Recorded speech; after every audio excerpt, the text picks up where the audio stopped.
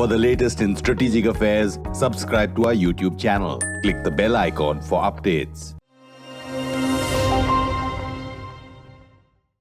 Hello and welcome to Strat News Global. 15 years ago, India was shaken by what was considered till then the biggest terrorist attack in the world, the 26/11 Mumbai terrorist attack carried out by the Lashkar-e-Toiba terrorist who had come from across the border, the maritime border in fact, from Pakistan, and had created mayhem. When we look back, what are the lessons from that attack and how did India deal with its aftermath is the topic of this week's Simply Nitin. I am Nitin Gokhale.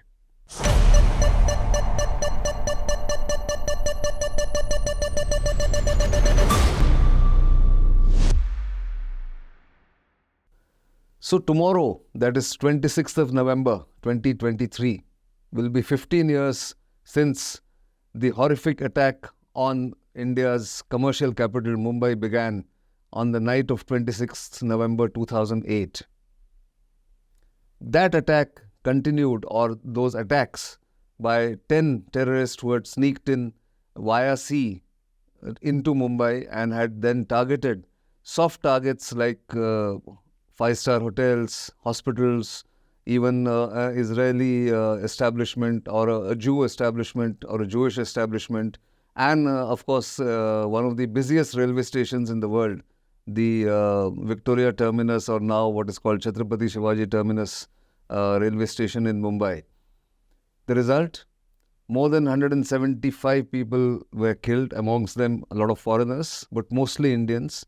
And they were killed mercilessly in the hotels like the Taj Hotel in near Gateway of India, the Oberoi Hotel, the Nariman House, which is a Jewish establishment where people were killed.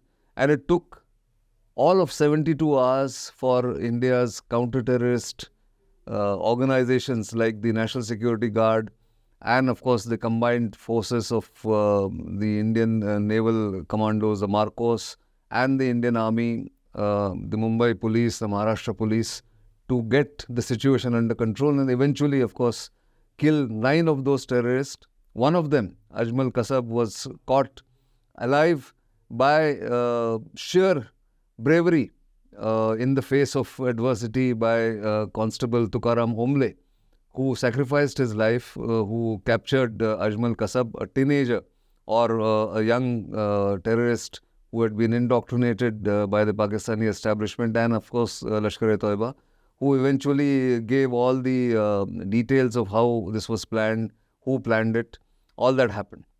That was till then India's biggest terrorist attack, or the world's biggest terrorist attack, and which was played out live on television. That was the first kind of a thing after the 9/11 attacks in the US, where it came, the horror of terrorism came into the drawing rooms of not just the Indians, but the world over. People watched it in horror that the terrorist attack continued for more than 48 hours. It took 72 hours, as I said, to get it under control. Many of those details are well known, how Ajmal Kasab was caught, how 3 senior police officers went bunched up together in one car and were shot by the rampaging terrorist. Some photographs were captured, some of the images were captured by brave photographers at the railway station. And also, of course, the final assault by the NSG on the Nariman House, where they slithered down from the helicopters. They took charge of the hotels finally after 3 days of careful maneuvering and trying to save lives. One brave NSG officer, Major Sandeep Unnikrishnan, also sacrificed his life along with another NSG soldier. All that is very well known. The lessons here were multifold. One was, of course, how the extent of the attack was magnified by the fact that there was relentless 24/7 coverage by broadcast media. I was then in NDTV, which was one of the leading broadcasters in India. and not just NDTV, but everyone possible was at the scene and trying to bring images, trying to bring as much detail as possible about the attacks, the attackers. So I'm going to concentrate here not on the overall picture or overall story of the Mumbai attacks, but how everyone from the government to the media failed to grasp the gravity of the situation and continued to feed into what the terrorists wanted, the oxygen of publicity. So let's take the different statements, different behaviors, different interviews that were done by people. So if you recall, the then Home Minister of India, Shivraj Patil, landed in Mumbai on the morning of 27th November in a Indian Air Force plane along with the NSG commandos. One, of course, he was from Maharashtra. The second, that he was the Home Minister. So they landed at the airport. And the first thing that the minister did was to give an interview to TV crews saying that I've got these 250 NSG commandos. They're going to take care of the situation very soon. No need for him to do this interview at that point in time because the situation was not very clear and there was no control over the situation actually. Anyway, the seduction of camera, as I call it, was very much evident right through the episode of that attack, and that's what happened with Shivraj Patil. The then DG or Director General of NSG came with one more plane load of NSG commandos, did a similar thing, again gave a bite, and media of course is guilty in that, that media wanted as many bites as possible at that point in time. So they went on camera and said, we are going to take care of this situation, we are going to bring it under control. The Home Minister of Maharashtra, then the late R.R. Patil, also casually went on to the media and gave a bite trying to make light of the situation, whereas it was very grim. And his remark I remember distinctly because I was in the midst of sort of coordinating the coverage when I was an active day-to-day journalist in those years, where he said, बड़े-बड़े शहरों में छोटी-छोटी घटनाएं होती रहती है, which is in English, in the big cities, these small incidents do keep taking place. So there's nothing, nothing much to be alarmed about. Is what was his tone of the remark. That happened. The senior leadership of the Indian Navy, then based in Mumbai, in the middle of the operations, gave an interview to one of my colleagues that time in NDTV and talked about the previous night, that is 26th night, and said that, used very unfortunate words for the terrorist, saying that they are highly motivated, highly trained and professional, as if giving a certificate of appreciation to the terrorist when actually he should have avoided going to the media at that point in time. Again, I keep saying this, media will ask for bites, but government officials need not succumb to it at that point in time when it's an ongoing operation. That happened. One of the senior police officials disclosed again to the media that we have caught one Pakistani terrorist alive, when again that was not needed. Why am I saying all this? Is because of this feed, live feed from and information from responsible officials in different segments of the government, the terrorist handlers in Pakistan were calibrating the coverage or the attacks, and they were directing the terrorists who were holed up in the hotels and in Nariman House, in the Jewish establishment. They were directing them to do what they were doing at that point in time and calibrating their attacks or their movements because of all these bites that were going out and information that was going out from the media. And not just media, but from responsible officials. So there were, those weaknesses that were very evident.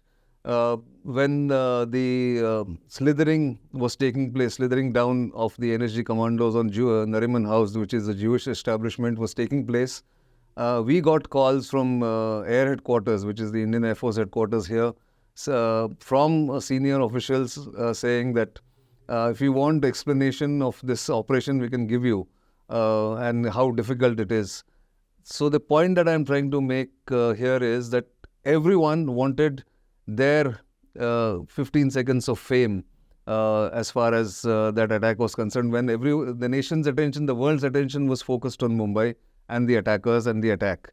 And that was something that could have been avoided, but it didn't happen because this was the first of its kind episode that happened in history, where you had live telecast of this thing. Of course, 9/11 were also live, but you had no hostage taking, or there was no attackers physically present in the World Trade Center in New York, because all that they were doing was they were doing kamikaze attacks, and they were doing suicide missions by hijacking the planes.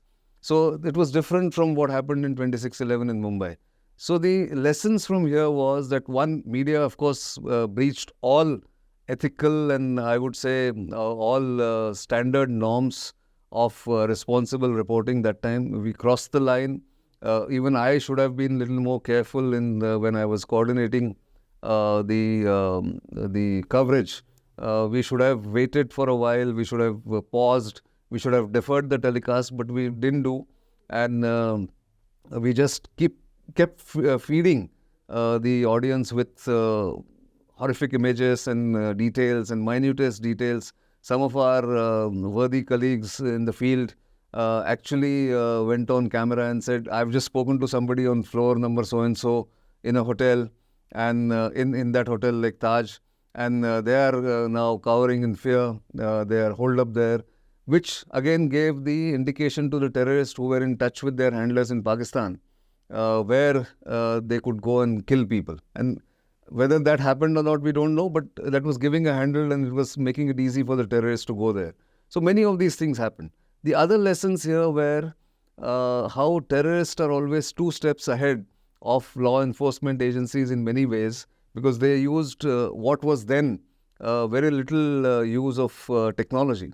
Google Earth images were used for surveillance before the attack.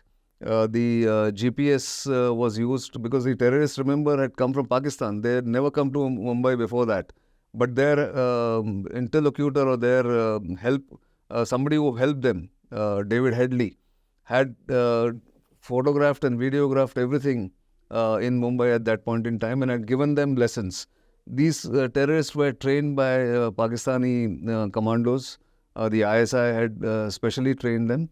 And the very fact that they came undetected via the sea route from Karachi to Mumbai, and then walked in calmly into the 5-star hotel, the Taj in Mumbai, showed the lack of coordination, despite the fact that there were some intelligence reports earlier that such an attack might take place in Mumbai. In fact, in August of that year, the security was heightened in these 5-star hotels, but then it was withdrawn because nothing was happening or nothing had happened.